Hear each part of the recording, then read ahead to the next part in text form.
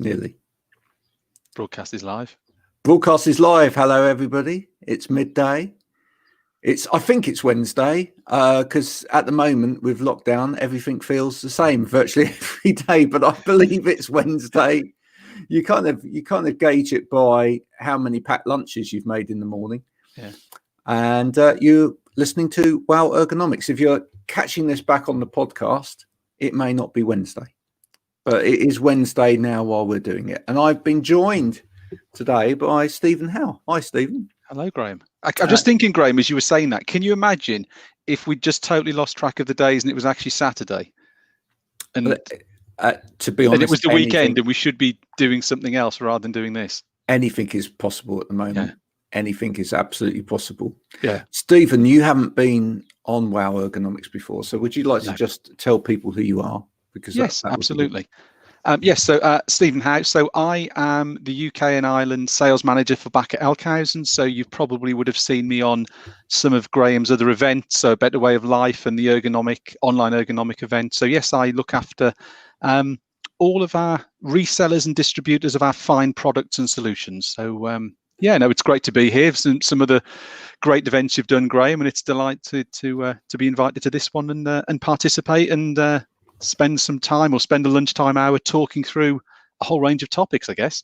Yeah, and we've discussed what we're going to talk about today, but I thought I'd just throw a little bit of a curveball in right from the beginning. Oh no! Because I did a poll again this morning. As you know, I'm a bit famous for my polls. Yes, and it's gone a bit ballistic. Okay. Was this to do with where people are working in the house? Did I see that one? Yeah, absolutely. So I thought I'd sort of bring that up with you because that was quite interesting, really. So let me just bring up the poll here at my end. Okay. Which area of your house do you use the most? And I mentioned in that with the increase in working from home, many people are spending an inordinate amount of time in their house. But I was really interested in terms of where they were spending that time in their house. And I know, as I said in the post, that depends on the design of the house and the layout and everything else. But I asked people to comment as well. And, so far, we had 230 votes this morning. Wow. Nearly 3,500 people have looked at that as a post this morning, which is marvellous. And so far, it's quite evenly spread between bedroom, kitchen, dining room, lounge, and other places.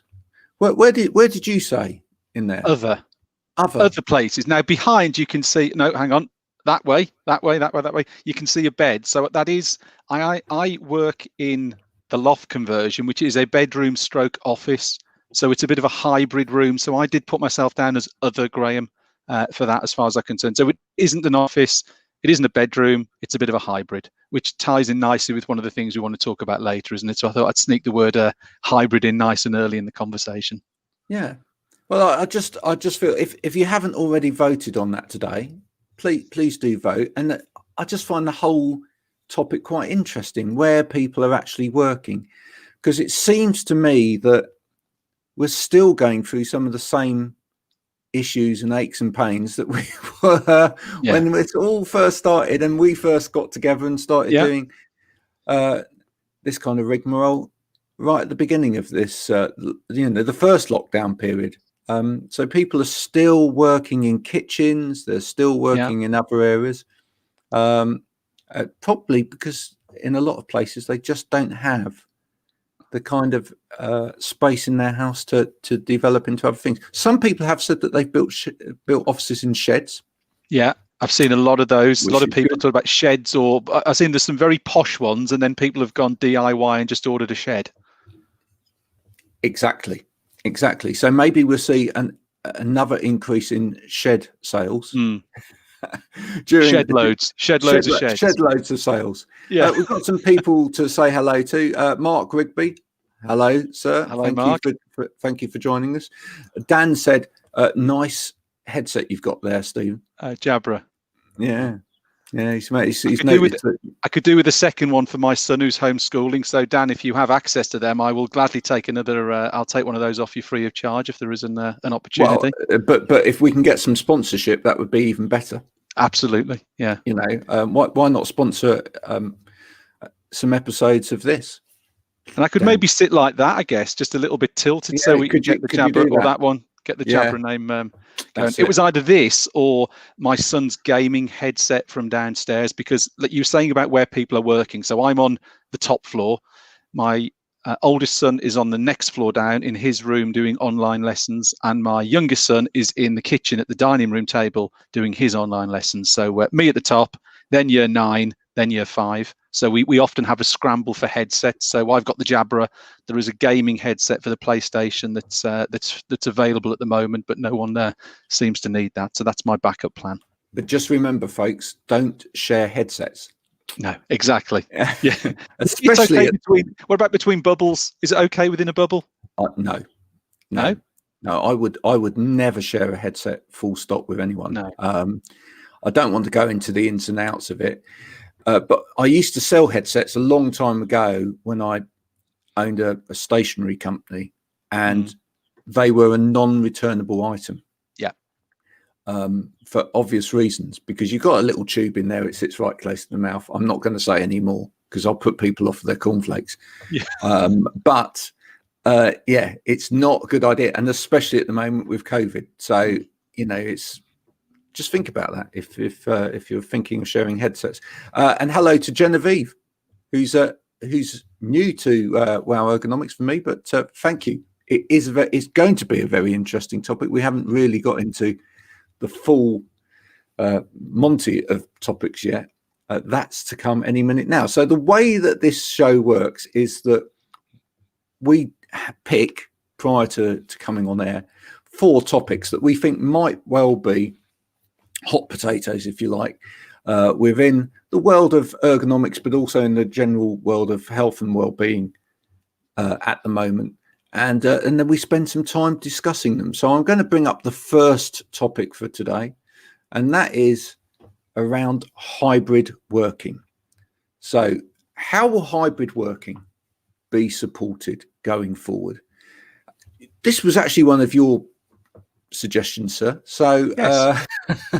why did you pick the subject and kick us off for 10?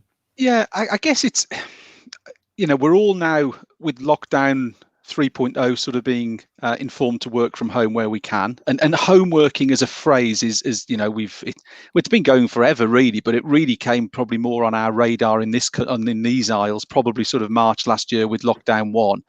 But I think the interesting thing will be when we are able eventually to go back to the office. This whole lockdown has created a huge social experiment. So we've always been behind our continental colleagues in the UK with home working. And there's been various studies and percentages, and I've seen figures where the Benelux countries are around 13 or 14%, and we were sitting at around 6%.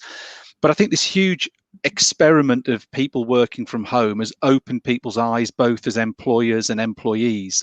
And I think when we are able to return to the previous place of work, not just the office, wherever people have been working before, I think people have really enjoyed the flexibility they've been given by this huge social experiment. So the term hybrid to me is going to be something that comes in probably, I don't know. I mean, I hate to put the politicians won't put a timeline on it, Graham, will they? So how would me and you? But let's say the summer when people are able to return back to the office. Hybrid working is that combination of, I need to be in the office for, let's say, 2 or 3 days a week, or my normal place of work, because we need to have the idea sharing, the brainstorming. We need to build up that team spirit. But the ability to have maybe 1 or 2 or 3 days working from home when there are tasks that can be covered and completed at home. So the hybrid worker is going to be someone who's going to move between what was their previous place of work and their home, but also maybe they're going to start going to maybe some sub offices, or maybe these locations where you can share an office or hire a space for the day. So hybrid is going to be what people will be in the future. I don't think anyone, maybe wrong on this, will ever go back to their previous work or office space full time. But I think equally, I mean, as much as I've always done it, I have found the last few months challenging, because when you have a role where you are used to being out seeing people to then being, whilst it's nice to see people through the screen, it's not quite the same. So hybrid working to me is how we'll all be doing it to some degree on the scale between 0 and 100%. Yeah. It's quite interesting that we have Mark Rigby listening into this from Online Ergonomics, because it'd be quite interesting at some point maybe to bring him in and get his viewpoint, because he may be seeing this at the coal face, as it were. Yes. But I think one of the issues is going to be in terms of provision of kit, especially if we're thinking about this from an ergonomic point of view, because typically the adjustment piece, the piece around where do we make adjustments for a particular worker, what sort of equipment do we need to provide our workers with has always been around, first and foremost, the office space. And then, if people have done the odd bit of home working, then, they can survive for the few days that they work at home with whatever they've got.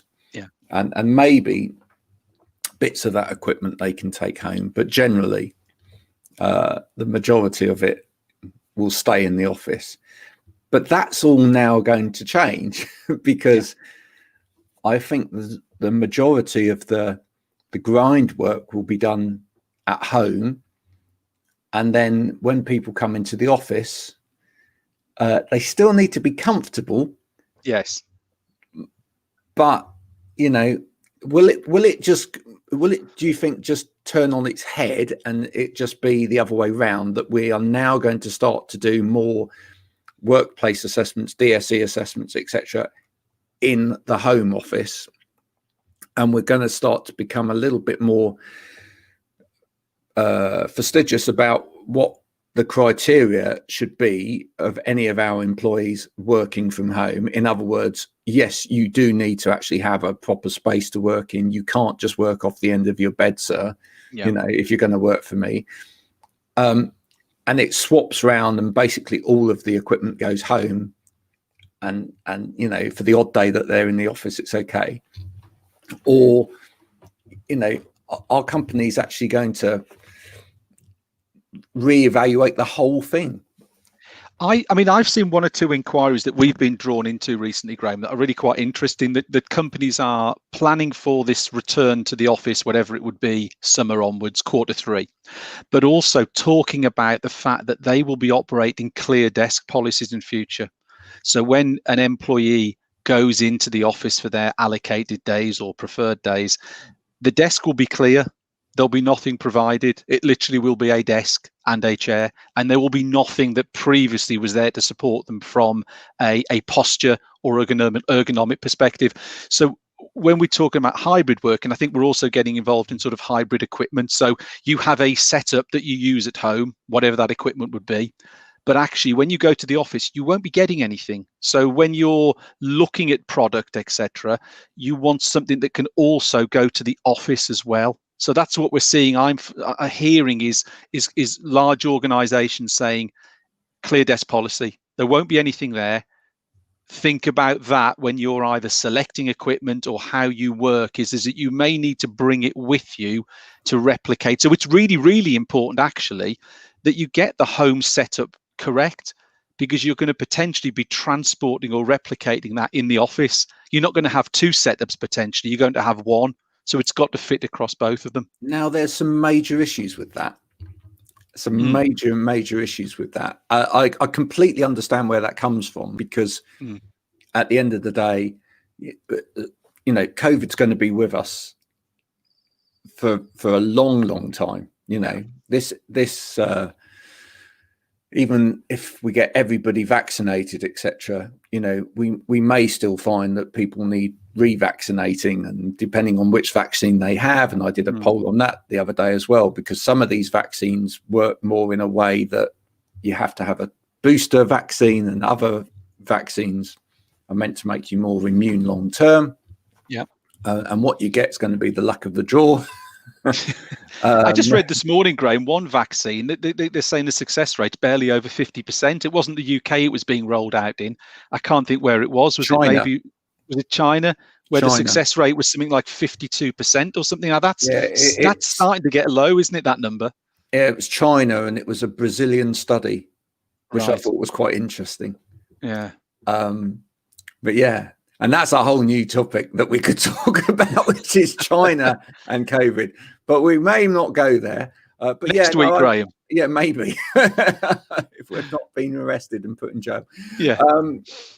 But yeah, in terms of this support, I've been for many years. I've been going out to workplaces and assessing, and there are a large number of people, especially in things like call centers, etc., whereby they've had multiple assessments, they've had multiple adjustments, and there's a lot of kit. Now, I've said before on some of these programs that I think some of those people have too much kit. Yeah. And actually there becomes a reliance on ergonomic kit, and it becomes a crutch for people, and they're almost looking for like a miracle effect from having the equipment, that it's actually in some way going to cure them from whatever it is that they've got illness wise. And as one bit doesn't quite work, they then look for another adjustment and another bit of equipment. So that's going to cause an issue, because some of those people are so deeply embedded now with these solutions, and from a occupational health point of view and sort of managing that, they would say, and it's actually been part of the workplace adjustment process within a lot of businesses, where they say this person can stay off work until, if they're moved, all of their adjustments are being put back in place for them. Now, if we're going to say, let's clear all the desks, let's have very little, and it's down to an individual to bring in their equipment and set their desk up, bearing in mind a lot of these individuals have got back problems or musculoskeletal issues, etc., which means that carrying anything in the first place is an issue. That's just not going to happen. So that is going to be a really interesting minefield when it gets to it, and fraught with litigation cases, I have to say as well, because if not dealt with correctly, I can see that being a problem.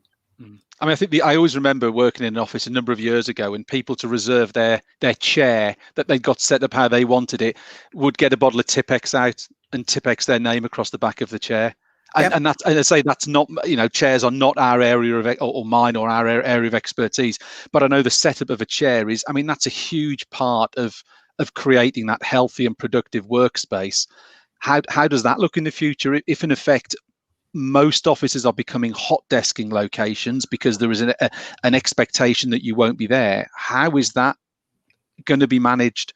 Who is going to take responsibility for that whole chair setup? Well, piece? again, I think this is going to come back down to proper education and proper re-education of people, because it's been a bugbear of mine for so long anyway, which is the whole setup of a chair piece has been incorrectly handled. Too many people have a chair and believe that the setup process finitely sets that chair up for them to be ultimately comfortable in a particular setup, as opposed to being taught how that chair works from an adjustment perspective, what each of the levers, knob settings, etc., do, how they can do it themselves, and how they can use that adjustment to make themselves comfortable by alteration throughout the day, as opposed to it being a fixed setup. And I think there's going to have to be a big piece from the whole ergonomic community getting back into some businesses where that kind of prevalence of information has been put out before, to change that and say, actually, it's more about changing it. And someone that would know all about this would be Neve. And that's why I think, it'd be great to bring her in at this point. Thanks, Graham. Thank you. Hi, Stephen. How are you? Hey. Yeah, I'm good. Thank you. Good. Good. That's really interesting. Huh? Thank you. Yes. So, Neve, just explain who you are. So I am an independent ergonomics based here in Ireland. So like everybody else, pre-COVID, we were going on site, assessing workstations, be it in the office, in the schools, in warehouses, wherever there's people, that's where we'd be. And then like everybody else, big culture shock when COVID came.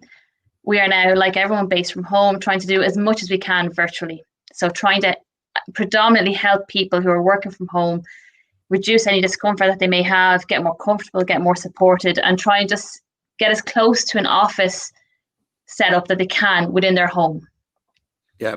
So that's most of my year now.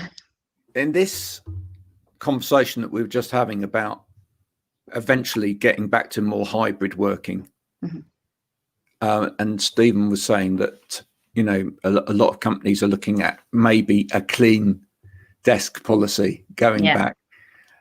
Do you believe in what I'm saying is true? Can you see the issues with that in terms of all of these people? Yeah, absolutely. I could see the issues with that even pre-COVID. Like before COVID, there was one big company here who had brought a policy like that in. So there was no assigned seating, there was no assigned desk. Everybody had a locker. And at the end of the day, all your equipment had to go in the locker, all your files, all your paperwork. And then in the morning you came in, you got it again. And then you had to find a free desk. And already that was creating problems. Aside from the hygiene COVID issue, there was issues with where lockers were located, the weight of the stuff people had to carry to and from their desk every day, access in the lockers, and then teams. So you could have, for example, a HR team split across 3 floors because they couldn't get a desk near each other. So there's a lot of issues with it. I wouldn't be a huge fan, to be honest. Depends on the workstation and the work area and the company, but generally speaking, I wouldn't be a big fan. Yeah. Now, for a company like yours, Stephen, that are producing products that are going to help in terms of various equipment and supporting various equipment, is that going to then influence design? I mean, one of the things that we hear there is the weight of stuff, for example. Yeah. So, if people are going to have to move equipment a little bit more, are we going to see lighter solutions coming out? Are we going to see more hybrid based solutions coming out? Yeah, I mean, our products tend to be focused. We're probably quite fortunate. That's where our products generally are focused. So our products tend to be quite lightweight, highly functional, very thin, easy to put inside a laptop bag. So, we're in a great position that when people start looking at that solution, we've got that in place already. However, we will be looking at more and more when we come to product development is focusing around that functionality piece in terms of, has that product got the ability to easily go across home working, office working, flexible working? That's going to be really, really important in products going forward, that they can tick a number of boxes.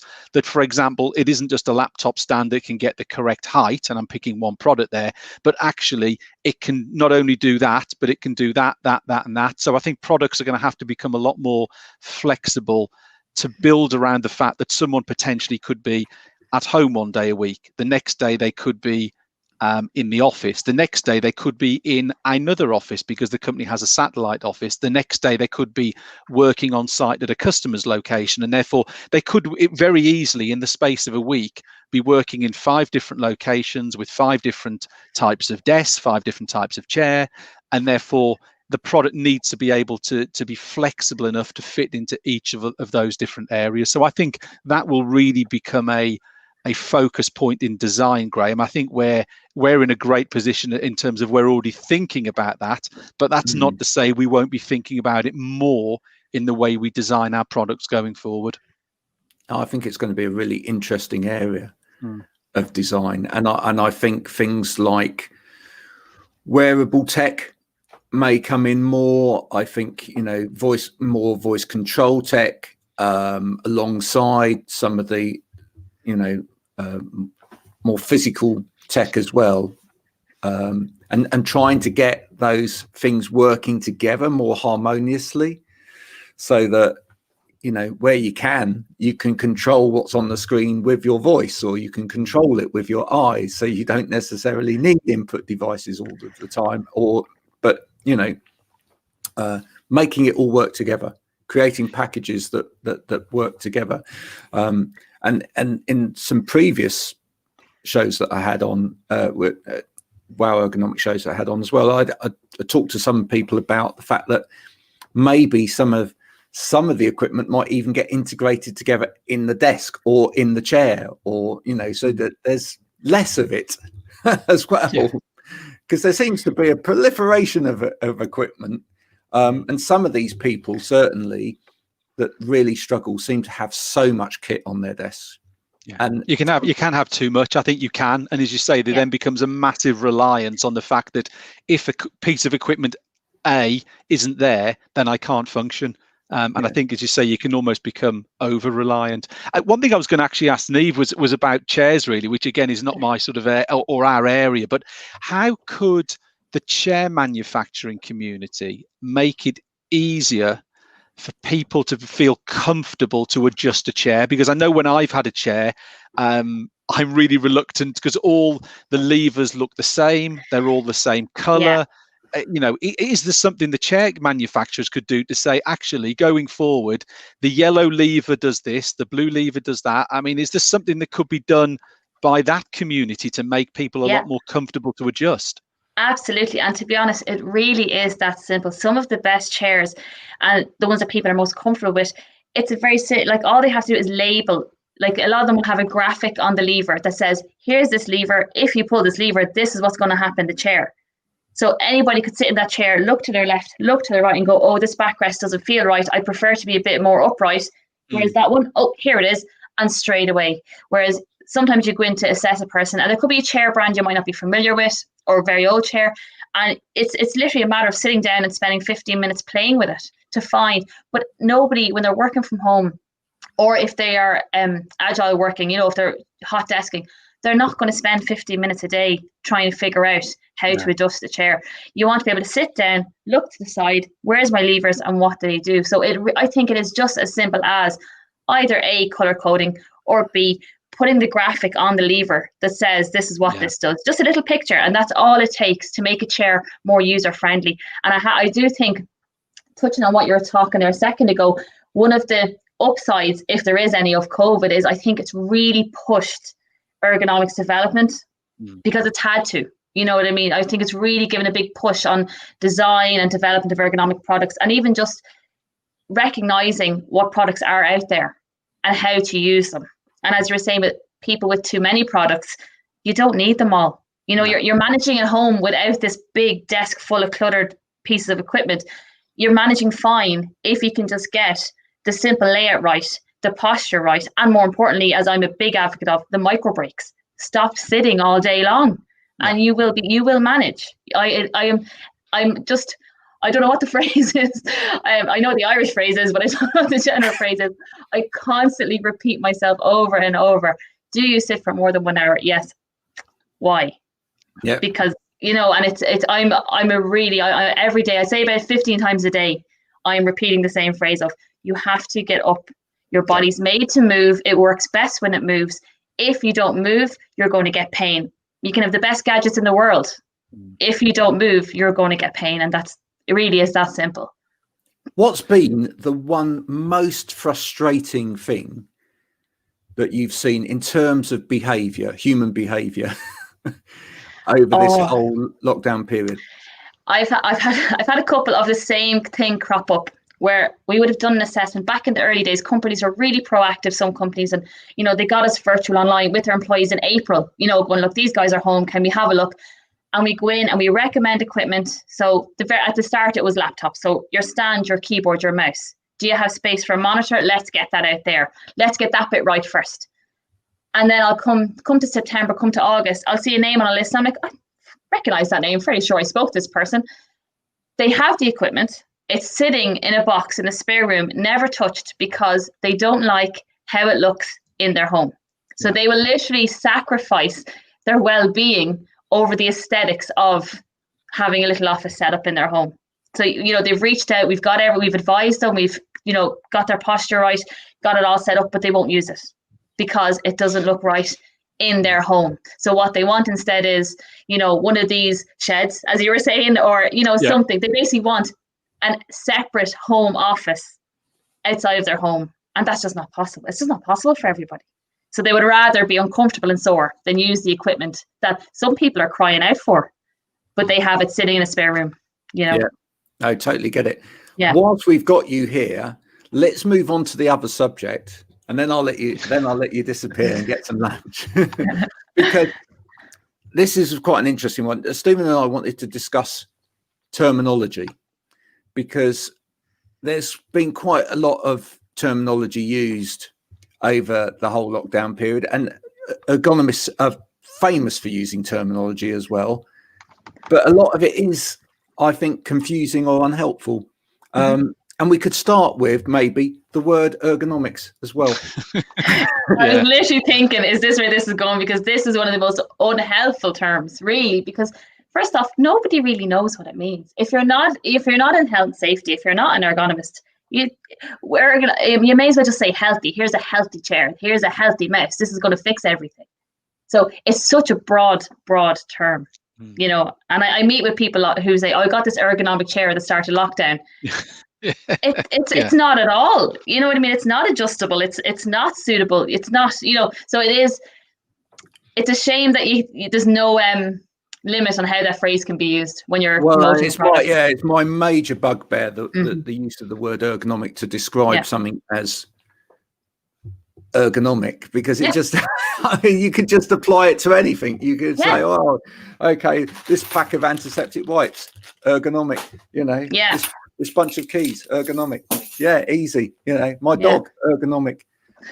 That's how easy it is. Let's just put it in front of there's no limit on what it can be applied to. Anything can be called ergonomic if you want to, but it makes products sound better, and it does help to sell them, Yeah, no, absolutely. What about you, Stephen? Is that a bugbear for you? Oh, I think he's frozen. I thought he was just listening intently. Let's see if I take him out of the screen and bring him back in. There he is. Hello. He's back in. Back in the room. You froze for a minute. Either that, or we were so fascinating. I think there may have been two separate homeschooling lessons going on. So three of us fighting for the Wi-Fi may have been the problem. Yeah, blame the Xbox. Absolutely. Yeah, definitely. Is that a bugbear for you? The term ergonomic?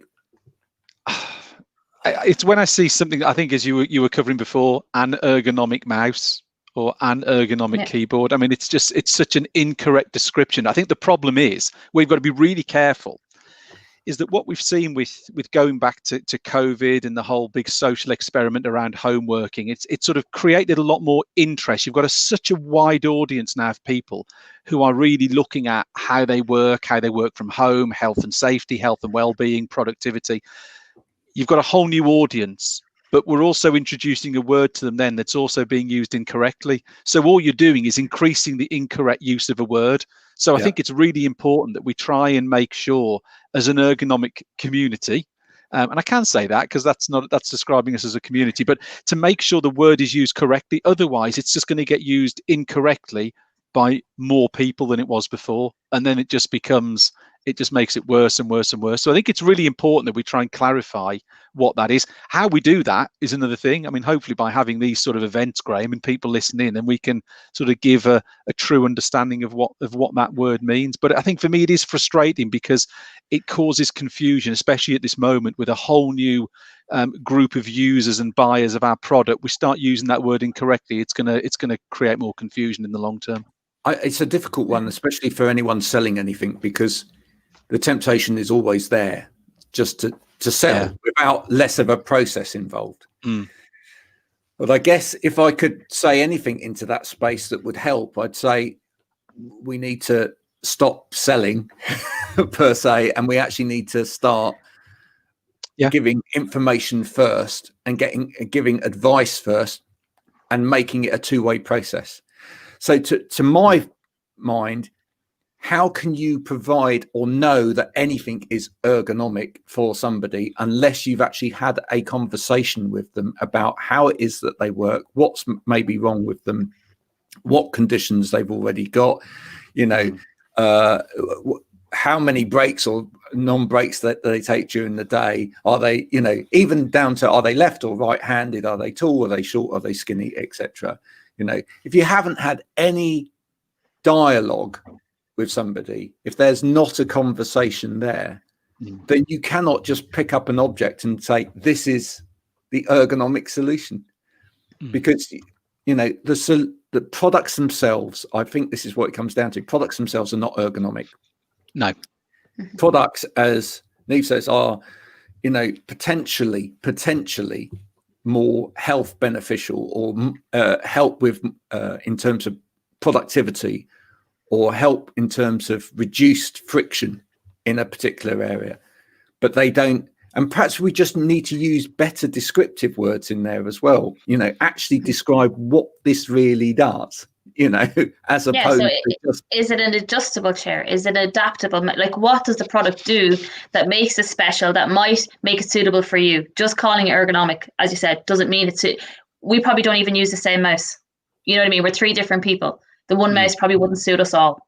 So what makes this product good, that it might work for you? I think a lot of companies jumped the gun a little in that they provided a stipend, or they, were giving allowances to people to buy equipment without actually calling in people to say, first off, what should we provide? And secondly, should you be talking to our staff before they buy anything? Yes, we should have been talking to them before they bought anything, because it is coming back around a bit where it's stuff that was bought in the panic. It's not suitable for some of the people that are using it. No. And I think also organizations didn't want to have the responsibility of sourcing that equipment and therefore the asset management. So what they did, as you say, is they gave people, I heard, speak to a colleague of mine who works in the US, where people were being given $1,000 in their paycheck and told to go and buy equipment. But your problem then is you're putting money in the hands of people, with all due respect to them, have never had to go and buy this equipment.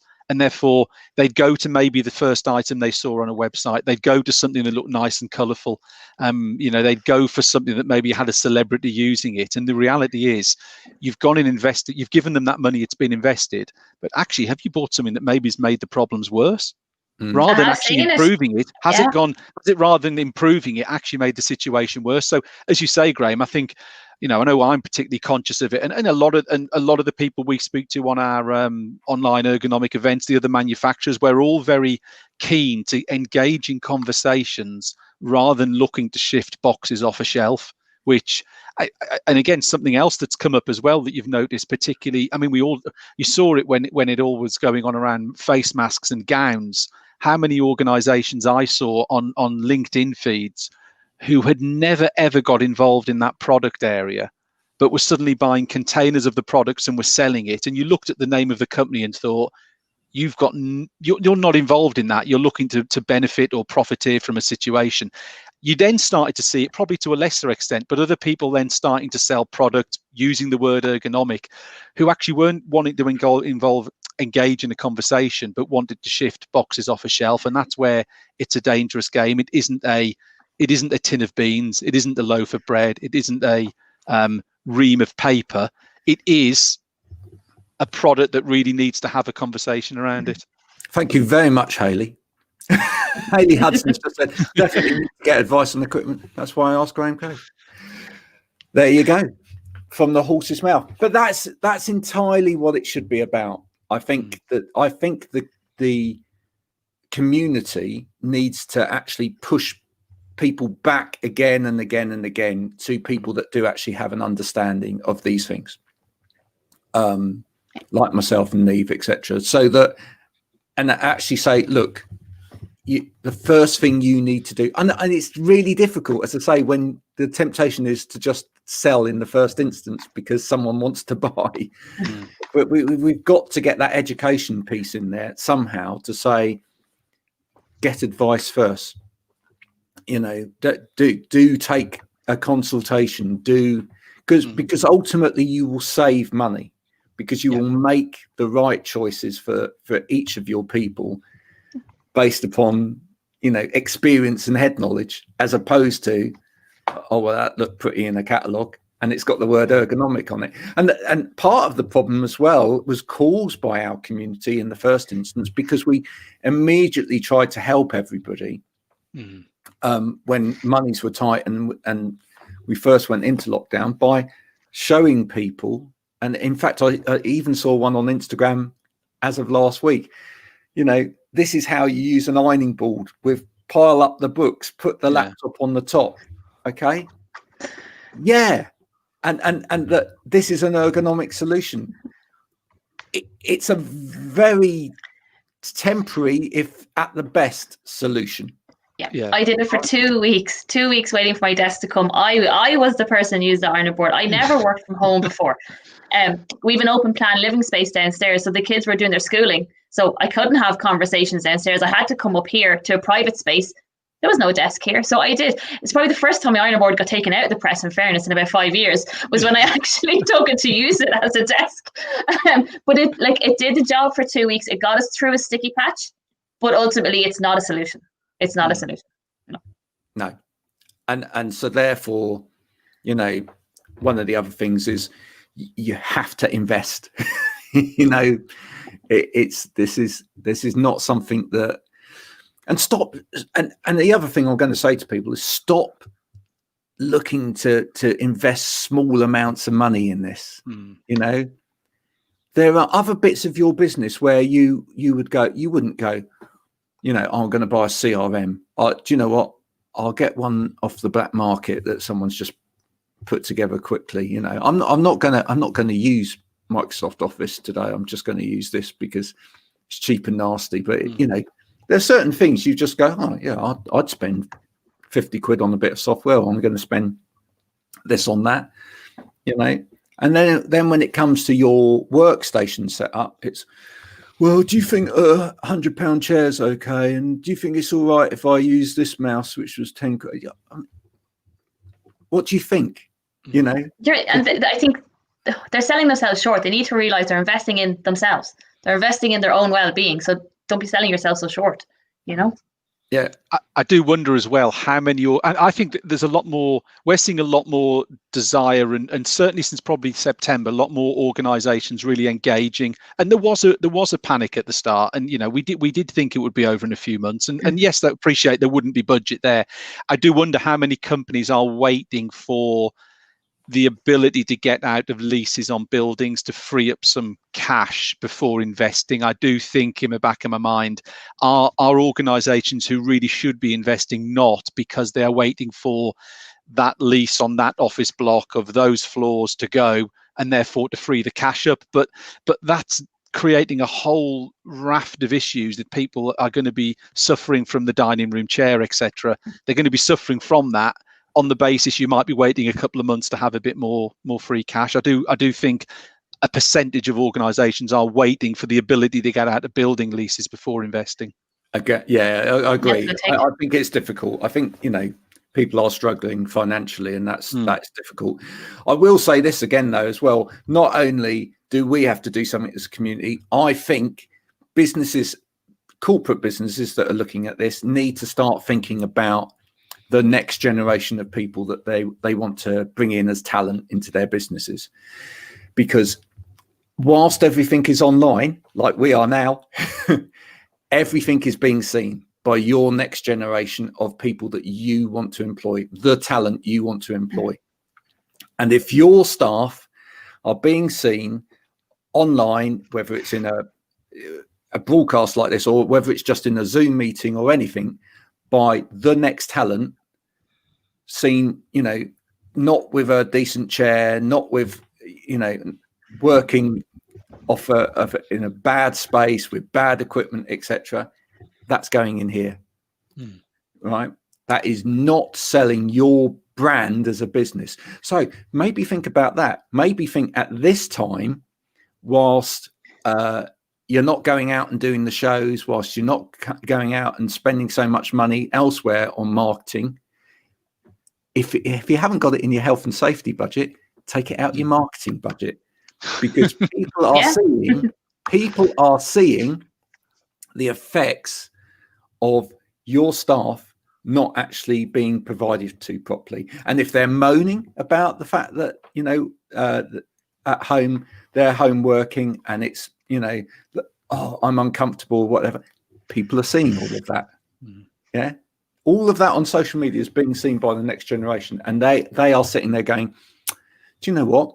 I'd rather work for that company over there where the culture's good, the ethos is good. It might be less money than that one over there, but look how they look after their people. Yeah.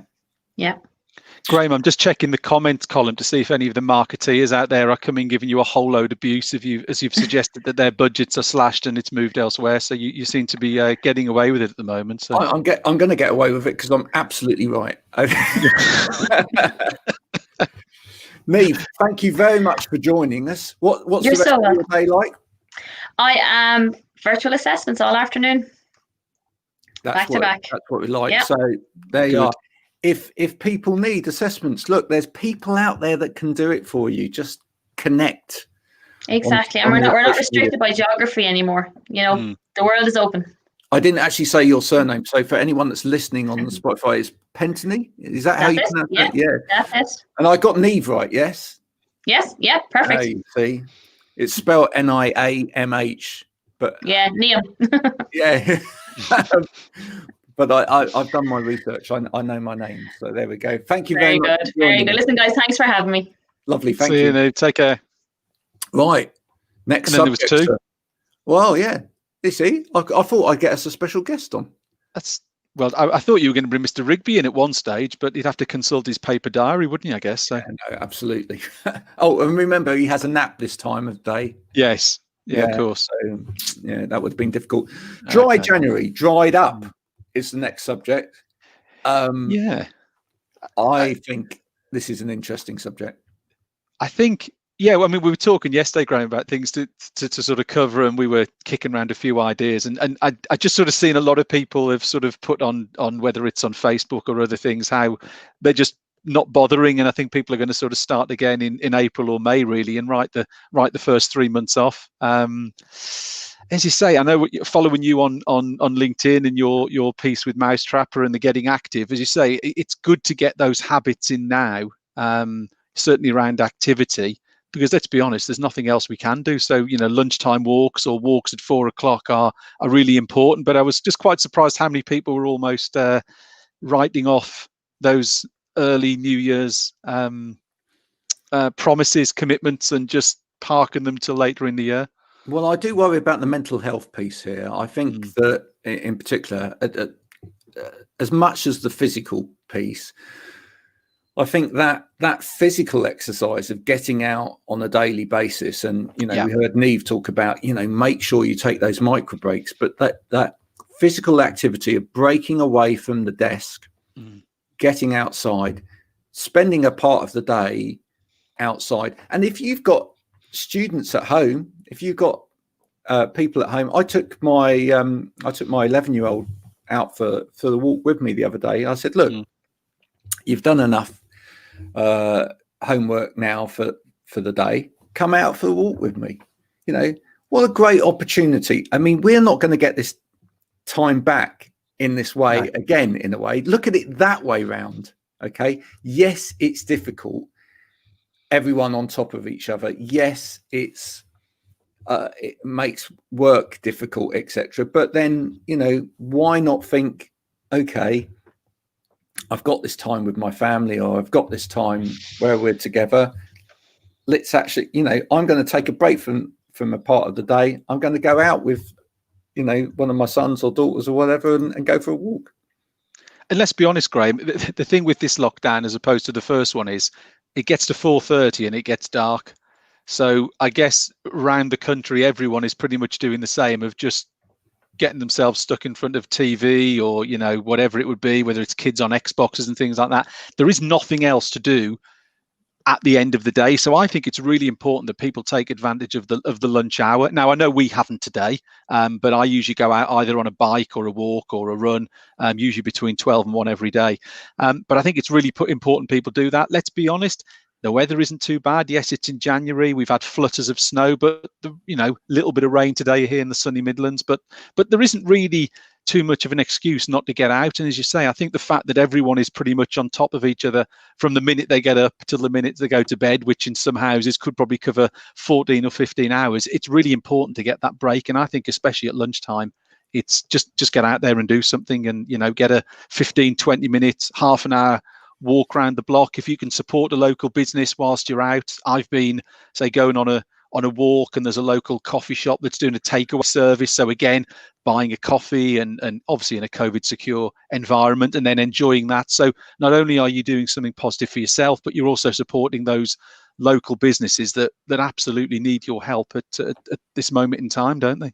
No, absolutely right. I mean, I've been doing a little bit of work with a local pet company, who thankfully has supported one of my music podcasts for this month. But okay, rather than get in the car and drive up to see them, I did my walk the other day by walking up to see them, and we're on the outskirts of town, and it was a reasonable walk. It was about 2.5k or something like that, up to town and back again. But when you do it as well, you suddenly realise, why do I always pop into the car to do it? Yeah.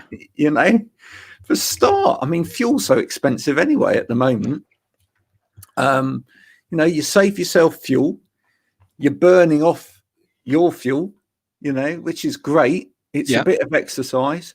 And you see stuff whilst you're out and about as well, which is great. And the other thing it's always fascinated me about that sort of thing is that I just think that sometimes people don't allow themselves enough creative space in a day.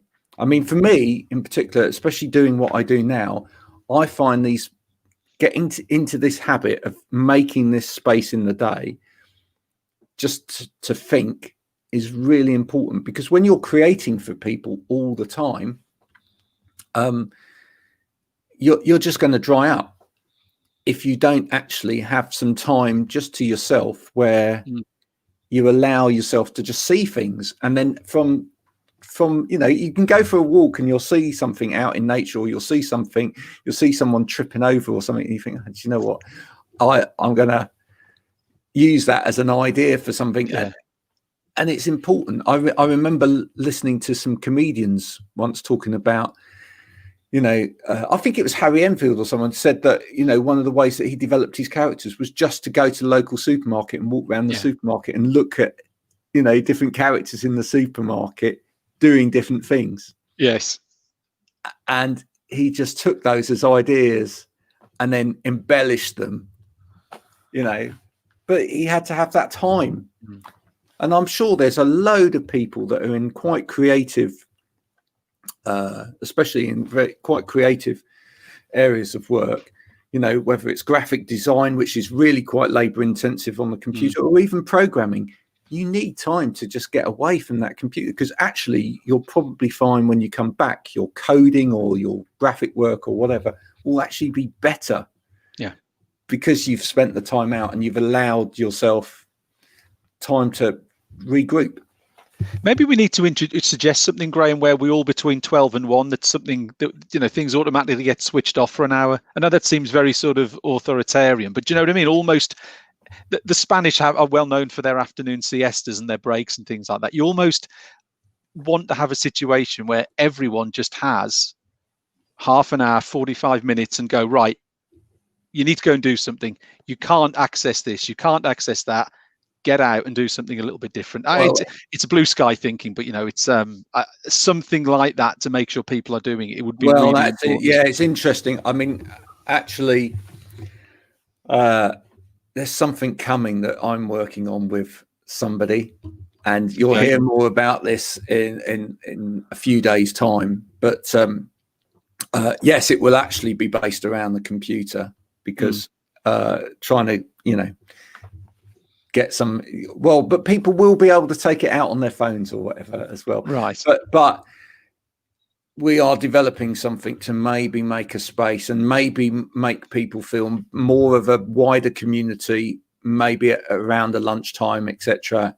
And also give them ideas for what they can do in that space as well, because I think it's good to get into different practices and maybe just find the thing that sits with you. As I say, actually, you know, having that challenge of being told, yeah, I've got to go out every day for a walk, you know, it's good, you know, because I like going out and doing a walk, but I wouldn't do it every day. But now I'm doing it every day, and now I'm beginning to think, do you know what, I can keep this up, you know, I can actually do this every day, and it becomes more of a ritual in your work life. And you start, when you do it on a regular basis, you start then planning it in, and you stop making the excuse, I'm not going to do this. So dry January as well, you know, I think if people had the intention to give up alcohol for January, maybe just revisit that, you know, start again and go, actually, you know, why do we need to turn to alcohol for a release from the fact that, you know, there's the burden of the kids at home and the I think you hit the nail on the head, Graham. I think homeschooling is sort of pushed people away from that. They need something to focus on, and that 4 o'clock glass of wine or G&T is maybe what gets them through the day of a child who really doesn't want to get involved in schoolwork. So but maybe, you know, you could actually make that into a more positive experience and go the other way around as well, and say, okay, maybe once a day, rather than the glass of wine, we're going to learn to do something together as a family. Yeah. You know, that we haven't done before. I'd love to know. I always like these sort of surveys and statistics. I wonder what sort of percentage alcohol sales drops off during January, because people, you know, or chocolate as well, where people try and introduce these new habits, and obviously it works its way back in as the year goes. I wonder if that drop off in January is going to be nowhere near what it's been in previous years, because as it says in the title, dry January dried up. I wonder if the drop is nowhere near what it normally is. Well, I know a little bit, in as much as I'd looked at some of the social media posts that Brewdog put out. Sorry, we just lost Stephen momentarily. Hopefully he'll be back. Oh, when he's sorry. That's sorry. all right.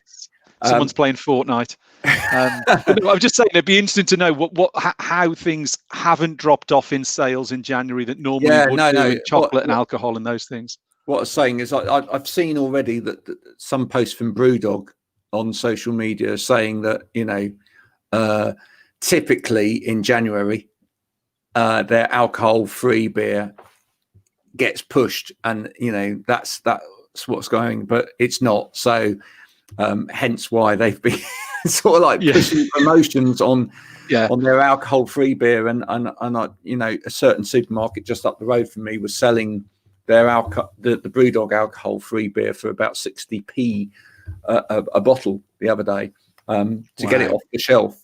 Yeah, which is great, because I picked up quite a lot of it, because I quite like it. But people have gone back to buying the alcoholic versions of things. So the healthy snacks and the you know, the low alcohol lagers and things like that, I don't think are going to do quite so well this year. But but you know, I'm not preaching to anybody particularly here. I'm just saying that, you know, if you had good intentions, maybe we shouldn't just all necessarily go on the bandwagon of saying, right, let's give up all of those good intentions straight away. And maybe what we ought to start doing is saying, right, okay, it was a shock. We got put back into lockdown, you know, okay, for a few days we thought, well, you know, Christmas fun is over. Now it's gone to this, you know, people had a drink or whatever, but maybe now we could start to step it back up again, because we are going to be in this for some time, you know, in one shape or form. And I think we need to start building better long-term strategies really going forward. We're running out of time, but we'll cover the last one. We'll cover the last one quickly. Is it morally right? Elite sport in lockdown has absolutely nothing to do with ergonomics, possibly. No. but we thought we'd allow one in it.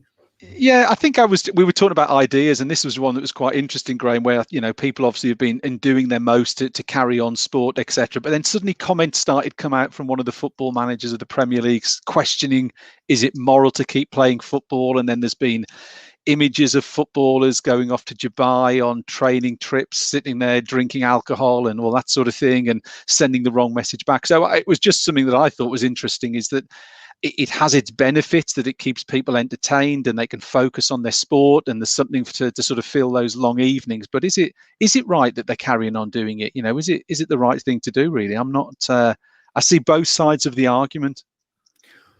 Well, I think you need to take some of those examples probably, and some of the ways that that's been portrayed in the press, and think about. And it's the same with politicians, to be honest, isn't it? And doing stuff. I mean, the Prime Minister almost came in for a hard time for going on his latest bike ride the other day because it was 7 miles from his home or something. I just think maybe it's partly to do with how you sort of do those activities. Yeah, in this time. I mean, sport continuing to happen per se, but probably don't have an issue with, should we see so much travel in sport? Maybe not. And certainly if that travel is happening or has to happen, perhaps it's only morally right for any sportsman being involved in that to make sure that the way that they travel is as safe as possible, and it's being shown to be as safe as possible. And if they're meant to be, isolating when they come back from a country or whatever, that isolation happens, and you see, it'd be great, for example, to see a football team going across somewhere, and then if they come back, have to isolate, so that, it sends a message that, even a football team has to isolate. So I think whenever it's almost brings into me the sort of larger conversation about celebrity and should anyone that's famous get away with a different sort of set of rules and objectives and have a different moral high ground from anybody else? And I think the answer is no. And I think if those people that are role models are shown to be doing stuff safely and as by the book as possible, then it actually makes other people go, I should do that. It makes you think then, should we have earlier in all these regulations and rules and everything that will become around getting the vaccine, should we have got celebrities involved earlier? Should we have done that more, potentially? I don't know. Yeah, I think we should. I think we should. I think that's part and parcel of what, maybe the celebrity culture could have played a really important part there, and perhaps they need to more and more. I mean, look at Marcus Rashford with his attempts to help the children with the school dinners. Whether you agree in his actions or not, I think from a standpoint of him as an icon out there, and as someone that's respected by a lot of young people, I think that was a good thing for him to be doing.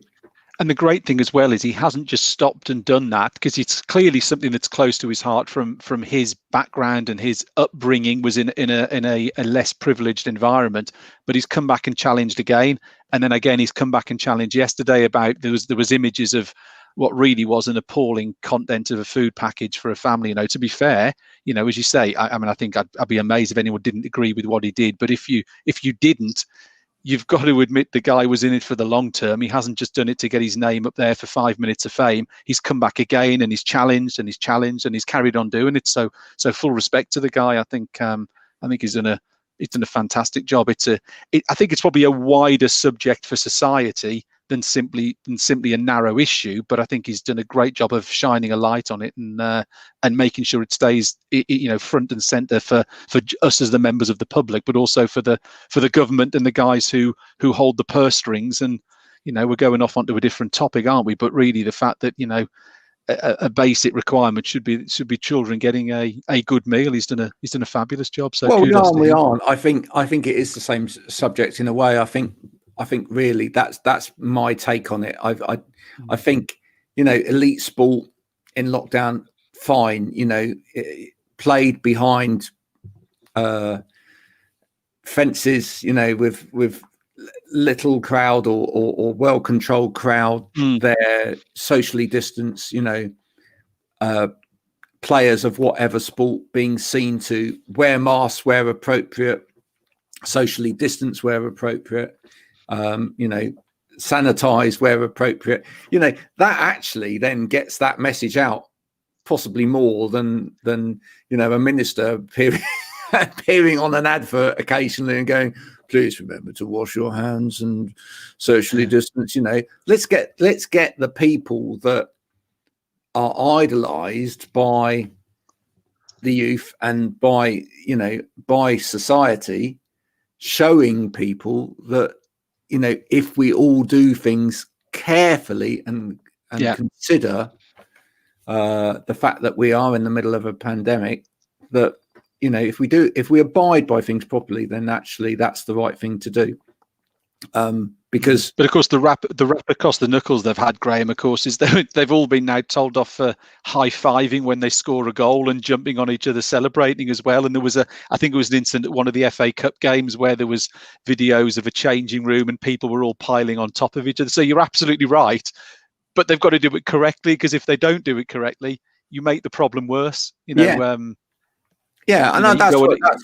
That's what I would say on it, really. I think, you know, if it's done right and these people take that responsibility in that area, then that's fine. If not, then it does the opposite.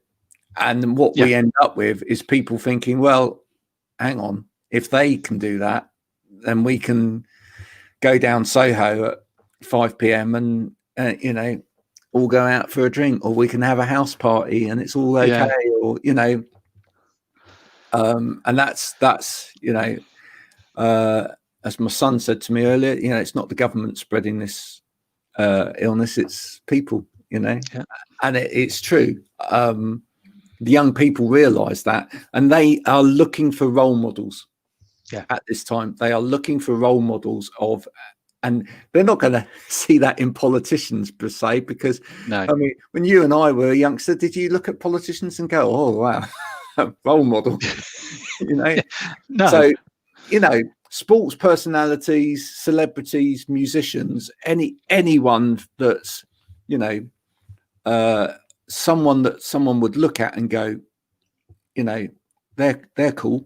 I'd like to be like them. They have a massive responsibility on their shoulders at the moment to really show the rest of society how to act within a pandemic. And I don't think that should stop them doing what they do, but they have to do it in the right way.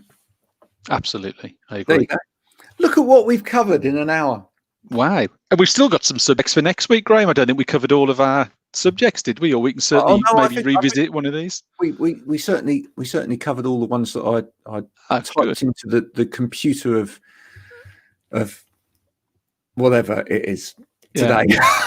But thank you for coming on. I enjoyed it. Thank you. For anybody that's that doesn't know, this is also on Spotify. So, and there is now a backlog of these that you can go and dip your toe into at any time. It's a great thing with the Spotify thing that you can actually just do that and listen to these whilst you're working. So if you struggle to you know, get involved in sort of webinar content that people are putting out, or watch things like this live, don't worry, you can always catch these things on Spotify. If you go to the website, which is www, A Better Way of Life, it's down the bottom of the screen now, or you're listening to my voice saying it. If you go to the website, that will give you the links to Spotify, where you can pick up on these and you can listen to them at your heart's content. If you're fortunate enough to have one of those cars where you can get Spotify on the dash, which modern cars do, then you can even listen to it on your car journey, which is rather nice, isn't it? And that's a great way to learn a little bit more about ergonomics. So thank you, Stephen, for joining me. And we'll see you all again next Wednesday at midday. Bye for now.